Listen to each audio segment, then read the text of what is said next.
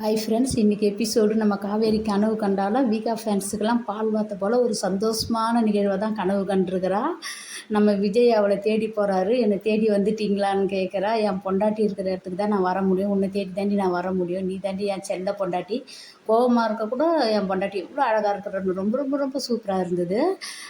காவேரிக்கு அள்ளி முத்தத்தை கொடுக்குற போல் கனவு கண்டிருக்கிறா. கொஞ்சம் புரிஞ்சுக்குமா, அவர் அப்படி தான். விஜய் எப்பவுமே உன்னை தான் நினச்சிருக்கிறாரு. நீ வெண்ணிலா வச்சு சின்ன சின்ன சண்டை போட்டாலும் ஓகே தான். இன்றைக்கி விகா ஃபேன்ஸ் ரொம்ப சந்தோஷம் இந்த கனவால்.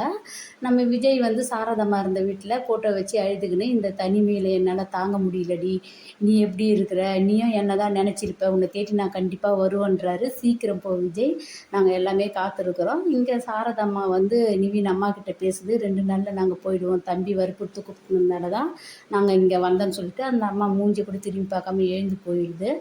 இதில் இந்த அம்மாவுக்கு சுய கௌரவம் இல்லை. பையனுக்காக அந்த அம்மா கொஞ்சம் பொறுமையாக இருக்குது. அதுபோல் பொண்ணுக்காக இந்த அம்மாவும் கோவத்தை குறைச்சிக்கின்னு பொண்ணுங்களுக்காக வாழ பாருங்கம்மா. அடுத்தது எபிசோடில் நம்ம விஜய் சீக்கிரம் தேடி வருவாரான்னு பார்க்கலாம். Bye bye.